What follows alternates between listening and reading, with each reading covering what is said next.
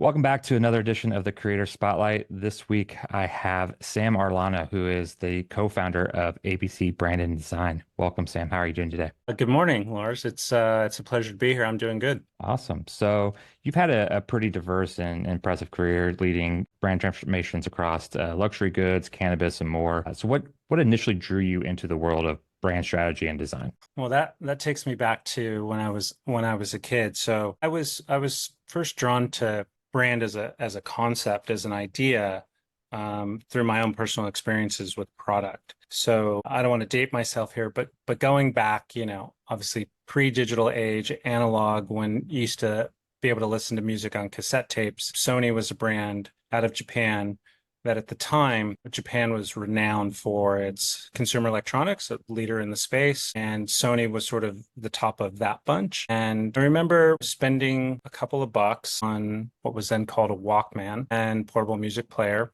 pre-MP3s. And they had a sports version that was yellow and pretty cool when I was doing a lot of traveling. And subsequently through travel, I would drop things or break things or throw things in my bag. And I remember thinking like, wow, this device is taking a beating in international travel, but it keeps on working, and that's amazing.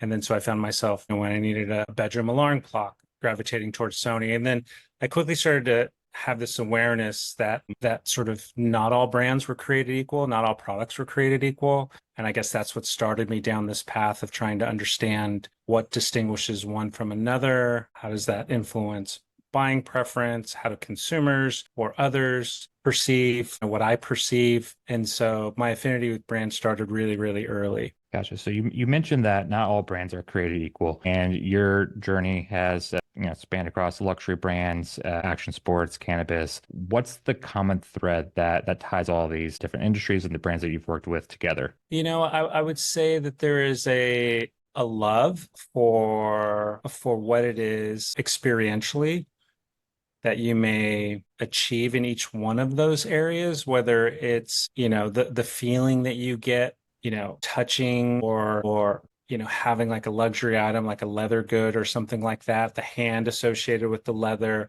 that sort of tactile experience, the way it makes you feel, what it projects about you. Action sports, for example, there's sort of a tribal component that's rooted in love for individuality, love for standing out, love for being different, all these unique experiences when compared to stick and ball sports or something like that. And just having, kind of an association or camaraderie or community kind of stands with you in your distinct and unique individuality. And then this is not unlike that, in my opinion. And then I would say, in each of the three areas that you've identified, whether it's luxury goods or lifestyle driven sports or cannabis, there feels as though there's a strong point of view in each. I tend to gravitate towards to those types of communities, call them outliers, but where there is drive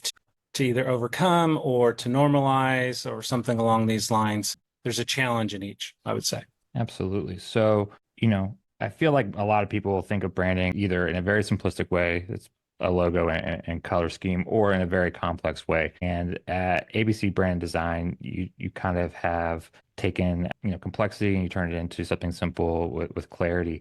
Can you share any specific examples where you've faced a complex branding challenge and, how did you make a clear and effective strategy out of it? Yeah, so I think this is not necessarily unique to brand, and I would say it's more specific to our human experience in that we're really good at taking something that could be simple and making it overly complex. And how that impacts brand is at the leadership level when you're, say, within a steering committee or an executive leadership team, everyday challenges can add up. And you're running a multi-million dollar business, and it's really easy to lose sight of the fundamentals or the things that got you there, or, kind of see the forest for the trees, just so to speak.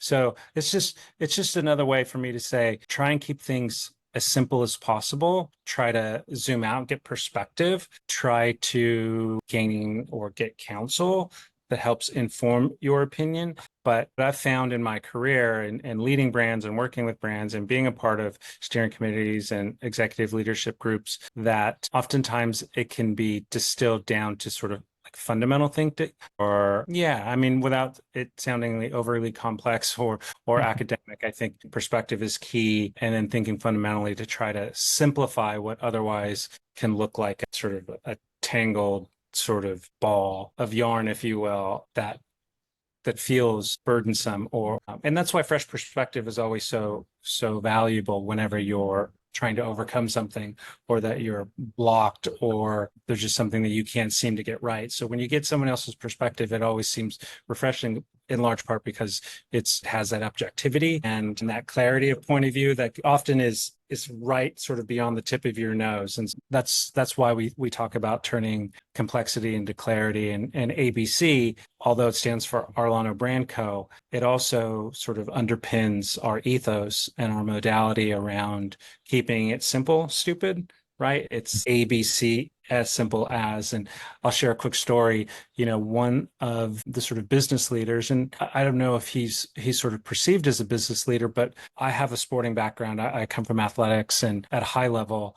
And so I've always been very, very inspired by sportsmen, people overcoming. I find sports to be a great sort of metaphor for life and very analogous. And so I've been very inspired by Coach John Wooden, and he's the winningest NC2A Division One basketball coach of all time. Coached Kareem Abdul-Jabbar and Bill Walton, UCLA guy. Many books, many documentaries written about Coach John Wooden, and he credits his success to fundamentals, right? And thinking about fundamentals and never getting too far away from the fundamentals. And next time you read a news clipping or some type of blurb about business realities for whoever's the company in the news, oftentimes you'll now look for this, is they'll talk about righting the wrongs of maybe underperforming quarter or underperforming year. And in that context, they'll talk a lot about getting back to fundamentals, the things that made them great. And I started to connect the dots between the two. And it's certainly a point of view and an ethos that I take, whether I'm inside leading a brand or outside with ABC, helping guide from an external perspective. I try to encourage our clients to think fundamentally and to not overcomplicate things. ABC, Arellano Brand Co., but also ABC, our ethos and our way of thinking around keeping it simple, stupid. I love that. So you mentioned getting back to the fundamentals. When you tailor, when you're starting to work with a new company, and you've obviously worked with several, when you think about tailoring your go-to-market strategies to resonate not only with B2B consumers, but also B2B audiences, how do you tailor those go-to-market strategies? Yeah, so one of the other things I learned along the way, I was fortunate from a management training perspective, was to spend what I would consider a significant amount of time at one of the world's leading design firms called IDEO. And I was invited to the campus some years ago to kind of study some new product development processes. And in that experience, I learned about design thinking, or what people will commonly refer to as human-centered design, which is fancy sort of terms for what I would say is rooted in empathetic thinking. So when thinking about go-to-market strategy for brands, it's really important, and this is kind of what I share with my team or teams when I'm working externally, is what is it the perspective of the audience that you're trying to serve? If it's from a business to business perspective, what is it the wholesale customers, where are their pain points? What is it that we can provide them that maybe someone else cannot provide them, or is not providing them routinely and consistently? What is it that's going to impact their ability to be successful with what it is that we're trying to accomplish? So when you sort of unpack that and you stay there momentarily with your teams, and you run through exercises about, well, this is how we've always done it before, and this seems to work okay, which, do the same things you've always done, get the same results you've always gotten, or less, is kind of, the phraseology that comes to mind, and what I've learned through the years.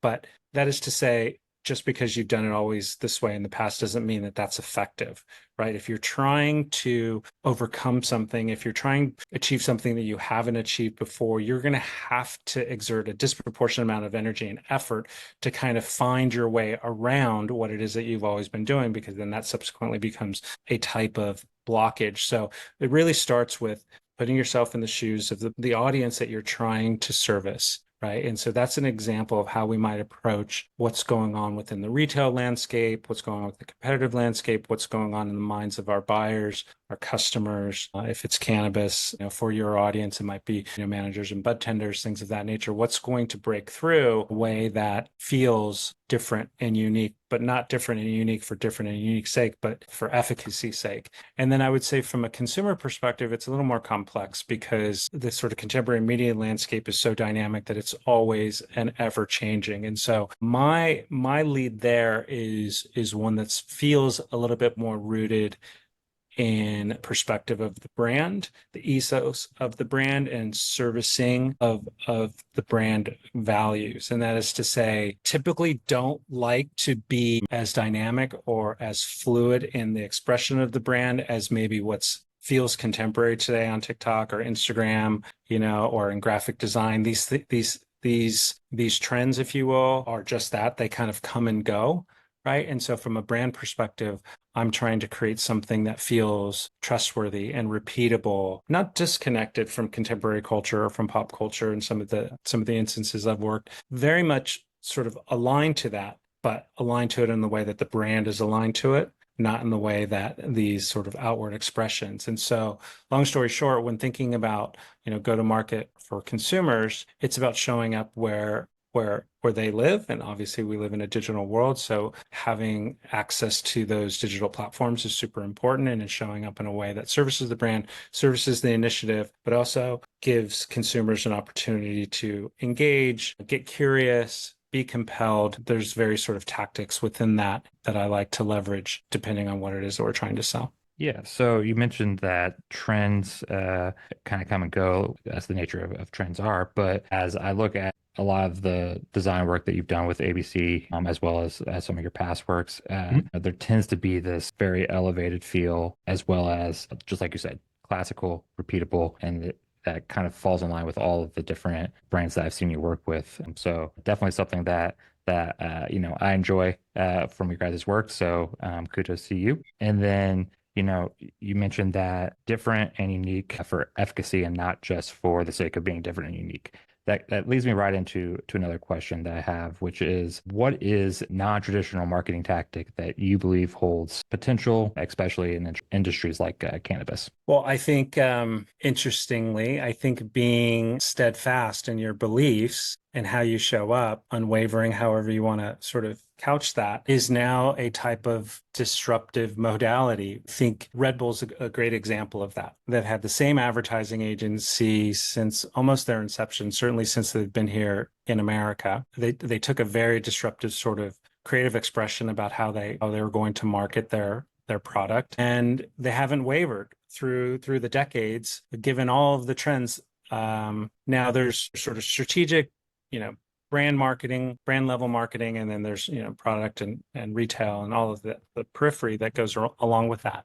And it's not to say that they haven't enjoyed the benefit of influencers, but in this instance, influencers or ambassadors are their athletes. They're highly paid, skilled athletes. And so I think that is disruptive in sort of today's D2C Shopify driven world where brands maybe trade on a lower common denominator, less strategic positioning and marketplace kind of awareness, and more shoot from the hip, what they feel might be best practices, right? And so and that's sort of interesting to me, because I think from a human perspective, we're sort of inclined to kind of replicate what we perceive to be working. And so that's sort of one of the challenges with social media, right? Whether it's on a personal level or it's on a business level, you have to be really, really weary about what's being presented to you. I have kids, and as teenagers, they're highly influenced by what they feel is their friends who are living a markedly better life than them.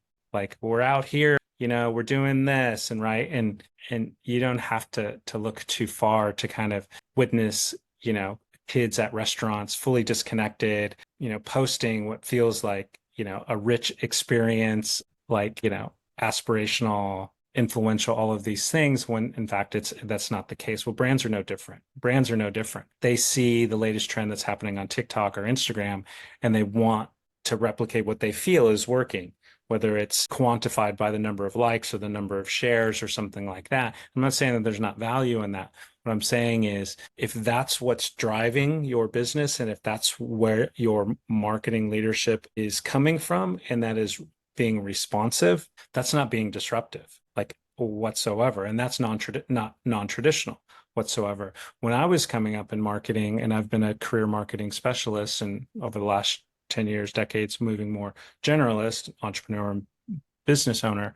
But when I was coming up, operations were disruptive, unique and kind of unexpected product collaborations. Now it's very much sort of part of the marketing toolbox. Out of home, depending on how you did it, wild postering, doing it illegally, street teams, guerrilla, these things were perceived as disruptive. And I think there's ways for brands creatively, there's room there to kind of do something interesting still. But disruptive is I would say, when I'm thinking about my own playbook, it's really kind of, again, rooted in design thinking or that empathetic approach about what are other aspects of life, like culturally, would it make sense for us to show up and be a part of? Like how do we demonstrate to our core audience that we have a relationship beyond the sort of transactional commercial aspect of it, whether it's showing up at the same sort of concert or community event or something along those lines, or philanthropic or give back, anything purpose driven. I think disruptive in the way that maybe it was once thought about through the decades has evolved and kind of morphed. And it's hard to know what is disruptive and what is non-traditional these days. And so for me, it feels like sticking to your guns is a little more non-traditional. For me, like I talked about with that from the jump, my early experience with brands, right? It was that repeatable, trustworthy experience that drew me. And like for you, Lars, you're beverage aficionado. And so I would think for you too, right? The hot new brand who's coming up or it's getting a lot of, views on TikTok, and you try it and it's trash. There's no amount of views, likes, or shares that's going to make that product not be trash. And the one that maybe is a little flying under the radar that you enjoy, you're going to feel a little more compelled to let people know, like, hey, you're looking here when you should be looking here. This product is markedly better for these number of reasons. And that might be non-traditional. Yeah, I think about, so since I've started the newsletter, I do get sent a lot of samples and things like that. An example of what I felt was pretty effective and non-traditional was a company called Wink had sent me their new flavor, probably about 2 to 3 weeks before they launched the new flavor, which was tangerine. It's been out for a while now, but they sent it and they just said, hey, if you do post anything, we're not expecting you to, but if you do, please don't, share anything until after this date, which is when we're launching. But we see that you're a fan. We'd like to send them to you. So not only did I obviously enjoy the product and appreciate thinking of me, I felt compelled to post about it, even though they were not expecting it whatsoever. And they did that with quite a few people. It wasn't just me, and it wasn't just people with followings. It was people that maybe only had a couple hundred followers at the time, and they probably got quite a bit of publicity from that. So when I think of, non-traditional, marketing, that'd be one right there is just, being very human, being very upfront, and being very in tune with your consumer. I would even go so far, to say there's an element of confidence there, right? And kind of Mm-hmm. The opposite of what would have been, sort of like a punch list of here's all the things you need to do to continue getting our product. And, it's just a very different experience. Absolutely. So I'll wrap it up here. And it's something I ask everyone that's on this segment is how can my subscribers and my audience support you, Sam Arellano, as well as ABC Brand and Design? Well, supporting me or supporting the agencies is supporting me. So that's sort of an easy way to think about it. What we do, and we do a lot of things, but what I would say what we do best is sort of helping owners, founders, even venture capitalists, or what I mean to say is like, VCs, private equity funds, anybody who's in a position to be thinking about positioning their brand, coming up with a strategic vision, a point of view, things that are going to over time pay dividends, things that later on down the stream is going to help, prevent some of the downstream challenges that might look like an easy way to think about it is like a race to to the bottom from a pricing perspective, right? A lot of brands Hmm. face that because they don't have a lot of brand strength. So your subscribers, your audience can help me or help the agency is just by reaching out, getting in touch. You can contact me, Sam at ABC Brand Design. I'm always happy to chat. I'm always eager to meet CEOs, founders, crazy people like myself who've chosen to kind of, pursue um, the sort of rough and tumble world of entrepreneurship. So I think just extending our network is a great way to support the agency. We love beverage. We enjoy THC or CBD infused beverages for the herbal and the botanical nature, and certainly the sort of body effects that some of those give, and from a Hmm. relaxation perspective, and it certainly is a replacement to alcohol. And we have some experience in beverage, and that's an area of health and wellness that we want to explore even more so. So if there are any of your listeners out there who need some strategic guidance, need some brand work, as far, what we do is we do sort of brand engineering. That's our sort of trademark term around strategy, positioning. These are super, super important aspects of your business, informed by what's going on in the marketplace, competitive analysis, that sort of thing, your product, your limitations, your strengths, your weaknesses. So we do brand engineering, we do brand design, which is the next evolutionary step within that engineering. Post engineering, it's like how does the brand show up? What is the expression? How expressive does it need to be? Um, Tailored to a sort of defined audience or subset of people, and to what end, what is it we're trying to achieve? So brand engineering, brand design, and then brand activation, sort of the consumer touch point, whether it's through web design, through retail design, any aspect of retail design, whether it's displays and fixtures, to store design, to POS, small and large. I mentioned web, certainly content creation, advertising, digital marketing. So if there's subscribers out there, people watching this who are interested in how we can help strengthen their brand and or drive more revenue, then I'd love to meet you. Awesome. Well, thank you very much, Sam. And until next time, cheers. Thanks, Lars. Appreciate it. Bye-bye.